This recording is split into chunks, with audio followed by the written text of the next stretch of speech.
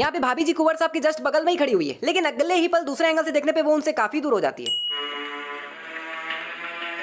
यार इतनी बड़ी हवेली के इतने सारे लोगों के बस इतना ही सामान नहीं, मतलब कुछ और भी लोग हैं जो सामान ला रहे हैं, लेकिन फिर भी सामान कम है भाई, क्योंकि जब ये लोग जा भी रहे हैं तब गाड़ियों में भी उतना सामान पड़ा नहीं है। मेरे अंदर सचमुच का सिक्स सेंस है। भाई ये बंदा ना मेरे को कुछ ठीक नहीं लग रहा है, मतलब जिस तरह से हंस रहा है और जिस तरह से घूर रहा है ना, कुछ तो गड़बड़ है भाई। नहीं सारुण के यहाँ कुछ तो गड़बड़ है। नहीं, क्योंकि रीत जब से वहाँ बैठी हुई थी तब से उसी को घूर रहा है भाई वो, ये पक्का कुछ गड़बड़ है। जब से मूवी स्टार्ट हुई है तब से रूहान के पास सिर्फ एक ही बैग है जो उसने पीछे टंगा रखा है, लेकिन एकदम से यहाँ पे उसके पास एक सूटकेस भी आ जाता है भाई, पता नहीं कहाँ से। अभी रीत का फोन गिर के टूट गया है और 1/2 हो गया है, मतलब 2 पीसेस में बट गया है। लेकिन जैसे ही वो फोन उठाती है भैया, फोन तो मस्त सिंगल पीस में है। और ऐसा भी नहीं है कि उसने फोन उठाते उठाते दोनों पीस को जोड़ दिया है, क्योंकि देख लो भाई वो एक ही हाथ से फोन उठा रही है, और जब वो फोन उठा रही है तो फोन ऑलरेडी सिंगल पीस में ही है।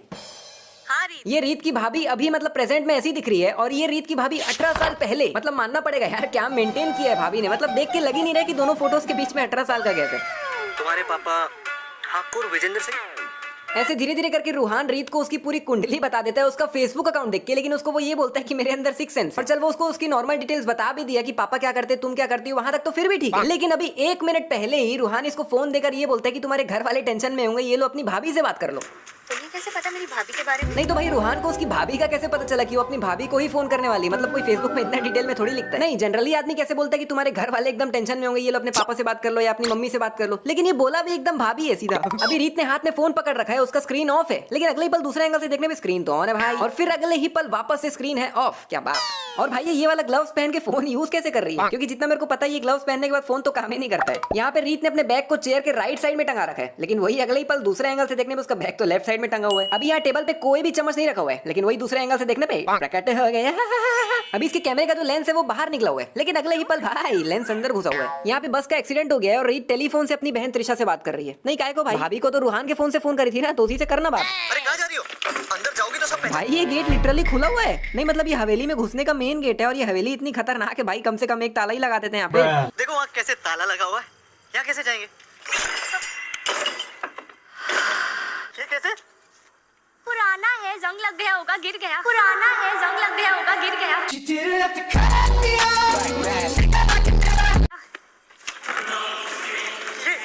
ये हवा चल रही है यार, खुल गया होगा, चलो। हवा चल रही है यार, खुल गया होगा, चलो।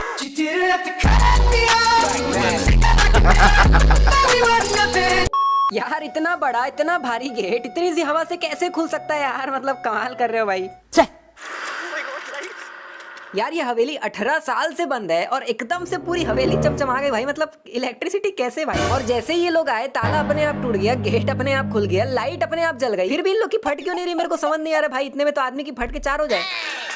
यहाँ से अगर ये लोग एकदम भागने की जगह टेबल के नीचे ही छुप जाते तो ये लोग भी पूरा घूम फिर के लाइट्स बंद करके वापस चले जाते। ये सारी बातें किसी बाहर वाले को पता है? नहीं ना, मुझे कैसे पता? रीत ने मुझे बताया। देखो भाई इसने गलती से खुद ने बोल दिया कि रीत ने मुझे बताया, तो भाई यहाँ खड़े 50,000 लोगों में किसी का भी ऐसा दिमाग नहीं चला कि क्या पता रीत जब जिंदा रही होगी तब उसने ये सारी बातें इसे बताई होगी, क्या पता ये लोग दोस्त ही रहे होंगे। मतलब यार किसी का भी ऐसा दिमाग नहीं चला, कमाल कर रहे हो भाई, धिक्कार है हम पर। तो भाई देख लो यहाँ पीछे सोफे में 4 लोग बैठे हुए हैं, और आप इस लाल पगड़ी वाले पे अपना फोकस बनाए रखना। मतलब भाई सीन बढ़िया चल रहा होता है और चलते चलते सडनली पीछे से लाल पगड़ी गायब भी हो जाता है और कुछ 8-10 सेकंड बाद वो वापस भी आ जाता है। मतलब क्या बात। यहाँ मिरर में रूहान चल के जाना भी चालू कर दिया है, बट एक्चुअली में वो अभी तक चला ही नहीं है भाई। अब इन दोनों के बीच में बिल्कुल भी गैप नहीं है, लेकिन दूसरे एंगल से देखने पे काफी गैप है। अंदर बंदर हंसेगा। ये हंसने वाले बंदर को हंसाने के लिए रिमोट कंट्रोल कार वाला रिमोट क्यों पकड़ी भाई? बंदर वाला रिमोट पकड़ना। और यहाँ पे इस चेयर को झूलते हुए ऑलरेडी आधे मिनट से ऊपर हो चुका है भाई, लेकिन ये चेयर रुकने का नाम ही नहीं ले रहा है। और भाई अभी तक भी ये चेयर हिल ही रही है, लेकिन जैसे ही रूहान वहां से उठ रहा होता है सडनली भाई वो चेयर हिलना रुकी जाती है बिल्कुल शांत। भाई मेरे को क्या लग रहा है ना, वो दादी में अभी सही में भूत घुसी हुई है क्योंकि भाई वो चेयर पहले रुकी नहीं रही थी और अब बिल्कुल ही रुक गई। ये ड्रेसिंग टेबल तो अभी इसको टच हुआ ही नहीं है और ये पहले ही गिर रहा है। वाह। अभी रूहान के मुंह पे भी एक चेन है, लेकिन वही दूसरे एंगल से देखने पे चेन गायब हो गया। भाई ये जिस नोकिया 3310 से सेल्फी ले रहे हैं, मेरा बस एक ही सवाल है कि इसमें सेल्फी कैमरा है? रूहान सभी सोना उतार के इधर उधर फेंक दे रहा है और साइड में मुखिया यही सोच रहा होगा कि अबे साले मेरा सोना मुझे देना, जनता में क्यों बांट रहे हैं। इन्होंने ब्लैक बोर्ड पे पहले 500 लिखा हुआ था, उसको काट के 250 लिखा, फिर 250 को काट के 100 लिखा। अरे तो भाई इतना काटा पेटी क्यों कर रहे हो, पूरा मिटा के सीधा 100 ही लिख दो। अरे तो इतनी आत्माओं से बात करता है, एक बार पूछ तो सही से जाती क्या कमबक मरी। भाई भले ये बात इसने नशे में कही हो, लेकिन इसके बात में दम है। मैं सोच रहा हूँ हवेली में से किसी ने भी ये बात इससे रियल में क्यों नहीं कही। भाई रूहान तो वैसे ही आत्माओं का देवता बन के बैठा हुआ है, पूरे गांव में सभी आत्माओं से बात कर रहे हैं, तो भाई किसी ने भी उससे ये नहीं कहा कि क्या तुम मंजुलिका से बात कर सकते हो, क्या उससे थोड़ी मांडवली होकर करवा सकते हो क्या? दिल को सुकून मिले वो सर लपड़ लगाऊंगा। रूहान यहाँ पर आते ही गेट खोलने के लिए बराबर सबसे पहले त्रिशूल निकालता है भाई। नहीं इसको कैसे पता कि गेट खोलने के लिए पहले त्रिशूल निकालना होता है? नहीं भाई वहाँ पर अंधेरा कितना है, प्लस पिए हुए हैं ये लोग, आधे होश में वैसे ही नहीं है, लेकिन आते ही बराबर त्रिशूल पहले निकालता है भाई। अबे कैसा अजीब आदमी है भाई। जब तक को बगल वाली को बीवी बनानी है तो इसके हाथ में थाली रखा ही क्यों है यार? कमाल कर रहे हैं। मंजुलिका यहाँ से बाहर जा रही होती है और उसके पापा की आंख खुल जाती है और वो उसको बाहर जाते हुए देख लेते हैं। और यहाँ पर मेरे दिमाग में सिर्फ एक सवाल आया कि भाई ये हवेली के बाहर मच्छरदानी में क्यों सोया यार? इसको अंदर सोने नहीं देते थे क्या? यहाँ टेबल में खुला हुआ बक्सा पड़ा हुआ है जिसका जो फेस है वो किस तरफ है देख लो, मतलब हमारी तरफ है, ठीक है। लेकिन सडनली दूसरे एंगल से देखने पे बक्से का पोजीशन ही चेंज हो जाता है, मतलब जो फेस हमारी तरफ था वो इस तरफ हो जाता है। शक कर रहे हैं? अगर इसने गलती यार मैंने जस्ट नोटिस किया अंकल की इतनी बड़ी दाढ़ी के ऊपर एक छोटी सी दाढ़ी और है।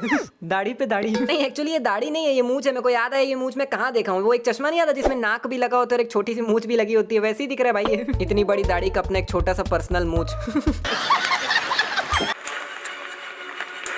एक minute please don't tell me कि ये दोनों इसको दिखे ही नहीं। साले अंधे। मुझे कुछ दिखाई नहीं दे रहा माँ। अच्छा है मैं अंधा हूँ। अरे कपड़े वहाँ पे पड़े थे तो मुझे लगा तुम्हारे साथ थोड़ा सा प्रैंक कर लूं। ये बोली कि वहाँ कपड़े पड़े थे तो वो पहन ली, लेकिन भाई वहाँ ये कपड़ा आया कहाँ से? क्योंकि जब मंजुलिका को बंद किए थे तब वही तो ये कपड़े पहनी हुई थी, तो एक्स्ट्रा कपड़ा कहाँ से आया भाई? एक मिनट, कहीं ऐसा तो नहीं कि ये मंजुलिका के ही कपड़े पहनी है? और अगर ऐसा ही है ये उसी के कपड़े पहनी है तो मंजुलिका क्या पहनी है? बड़ा हरामी हो बेटा। नहीं लेकिन भाई ये भी नहीं हो सकता यार, क्योंकि कोई भूत का कपड़ा इंसान कैसे ही पहनेगा? तो फिर कैसे भाई? और चल वो सब भी हटाओ, लेकिन ये अपने बालों को ऐसा मतलब ऐसा करली कैसे कर ली? एक मिनट, क्या राइम बैठा है भाई, करली कैसे कर ली? क्योंकि जब ये अंदर आई थी तब इसके बाल कुछ ऐसे थे और अब ऐसे हो गए, मतलब क्या बात भाई। मानो ना मानो मंजुलिका फुल फैशन डिजाइनर है भाई। अंदर एक्स्ट्रा कपड़े, हेयर ड्रायर सब है उसके पास, इनकेस कभी बाहर निकली तो फुल रेडी होके निकलूंगी। जब ये लोग यहाँ से निकल रहे होते तब रूहान गेट को अच्छे से बंद कर देते हैं, लेकिन इनके जाते जाते में ये गेट अपने आप ही खुल जाता है और अभी ये गेट खुला हुआ है, ठीक है। लेकिन जब सामने के एंगल से दिखाते तब पीछे गेट तो बंद ही है भाई। यहाँ पर रूहान डांस करते करते अपना चश्मा उतार के फेंक देता है, लेकिन नेक्स्ट सीन में जब वो डांस कर रहा होता है तब वो चश्मा तो पहना हुआ है। यहाँ पर मंजुलिका उर्फ अंजुलिका चाचा जी को उठाकर फेंक देती है और मेरे दिमाग में सिर्फ एक ही सवाल आया कि ये चाचा जी को कैसे फेंक दी भाई और क्यों? नहीं, इतनी देर से मैं खुद मंजुलिका मंजुलिका बोल रहा था, लेकिन मेरे को खुद अभी याद आया कि भाई वो एक्चुअली में तो अंजुलिका है ना, जो कि अपने परिवार से बहुत प्यार करती है, तो वो चाचा जी को नुकसान क्यों पहुंचा रही है? अगर वो मंजुलिका होती तो बात अलग थी। यहाँ पर पोटलू रूहान के लेफ्ट में खड़ा हुआ है, लेकिन वही दूसरे एंगल से देखने पे वो तो राइट में खड़ा है। हमारी वजह से मंजुलिका बाहर आई है और हमारी वजह से सबकी जान खतरे में है। एक मिनट मोहतरमा, यहाँ पे छोटा सा करेक्शन है, लिटिल करेक्शन, नथिंग एल्स। आप जो बोल रही है हमारी वजह से, सबसे पहले तो हमारी वजह से नहीं निकली है मंजुलिका बाहर, आप ही को चुल थी कि अंदर कुछ नहीं है, आपकी वजह से हुआ ये सब। अब इसके कमर में कोई भी रस्सी नहीं बंधी हुई है, लेकिन बाद में ये रस्सी पता नहीं कहाँ से प्रकट हो गई। यार इस पोटलू को तो पता है ना कि रीत जिंदा है, उसने तो रीत को जिंदा देखा था, बस वो रूहान के डर से किसी को नहीं बता रहा है। तो उसको डाउट नहीं हो रहा है कि अगर दीदी जिंदा है तो फिर ये क्या हो रहा है? वैसे रूहान ने आज तक कभी मंजुलिका को देखा नहीं है, लेकिन फिर भी सपने में एग्जैक्ट करेक्ट वाली शक्ल आई है उसकी। मंजुलिका जब चल रही है तो घुंघरुओं की आवाज आ रही है, लेकिन भाई वो पैरों में पहनी तो है नहीं घुंघरू, तो फिर आवाज आ कहाँ से रही है? अब तो चढ़ तो रही हूँ भूतनी की तरह। यार मुझे ये हजम ही नहीं हो रहा है कि इतनी भारी महिला को रस्सी से एक अकेला इंसान खींच रहा है भाई, और वो भी राजपाल यादव। और यहाँ पर राजपाल सर के हाथों को देखकर ऐसा लग भी नहीं रहा है कि वो कुछ ताकत वगैरह लगा भी रहे हैं रस्सी खींचने के लिए। और भाई इसका दीवार में चलने का सिस्टम कुछ ऐसा है कि ये रस्सी खींच रहा होता है और वो ऊपर की तरफ चल रही होती है दीवार में, ठीक है। तो चलो वो तो ठीक है, लेकिन मेरे को कोई बताओ कि ये यहाँ पे दीवार में साइडवेज कैसे चल रही है भाई? मतलब भाई चलो अगर ऊपर की तरफ जाना है तो रस्सी खींचो और ऊपर जाते, लेकिन वो उसको ऐसे साइड की तरफ चलाने के लिए वो रस्सी को साइड कैसे कर रहा होगा और मैनेज कैसे कर रहा होगा, मेरे को समझ नहीं आ रहा है भाई। इसमें अगर वो पीछे खड़े होकर रस्सी को साइड की तरफ घिसड़ाता भी जा रहा होगा तो यहाँ बीच में हर्डल्स भी आ रहे हैं, तो उसको क्रॉस कैसे कर रहा होगा भाई? मानो ना मानो ये अच्छी खासी बड़ी मिस्टेक है भाई। बाय द वे जस्ट एक थॉट आया कि ये तो भूमतनी है ना, तो इसकी परछाई क्यों दिख रही है? जनरली दिखती नहीं है ना इन लोग की, मतलब होती नहीं है तो दिखेगी क्या? अब इसने अपने राइट हैंड में कोई चश्मा नहीं पकड़ रखा है, लेकिन दूसरे एंगल से देखने पे प्रकट हो गया। ये जब यहाँ आता है तब इसके एक हाथ पे डंडा भी होता है, लेकिन वही कुछ 25-30 सेकंड बाद जब ये अपने दोनों हाथ ऊपर करता है बालों को साइड करने के लिए, तब भाई इसके हाथ से डंडा तो गायब ही हो जाता है। अबे ये रूहान सीढ़ी चढ़ के कहाँ कहाँ भाग रहा है भाई? भाई तो जिस रास्ते से बाहर से अंदर आया था उसी रास्ते से वापस बाहर की तरफ जाना है। ये ऐसा कहीं पे भी सीढ़ी वीढ़ी चढ़ के मत जा भाई। बुढ़िया ने 64 रुपए दिए। 64 भी कहाँ भाई, 60 ही तो रुपए है, 4 रुपए चिल्लर का है।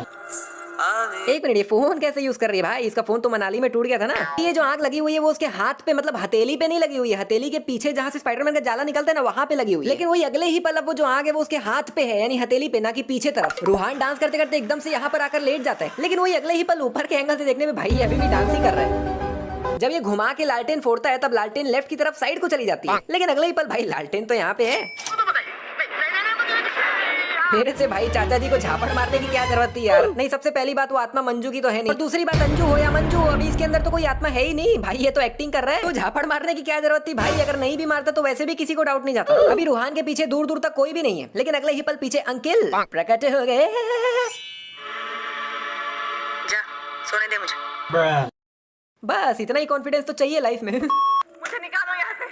जाइए आप लोग। जब ये ऐसा बोली तो मेरे को लगा शायद ये लोग थर्ड फ्लोर से ग्राउंड फ्लोर चले जाएंगे, लेकिन ये लोग तो हवेली से ही बाहर चले गए। नहीं, कहाँ जा रहे हो भाई, यहीं रहते हो तुम लोग।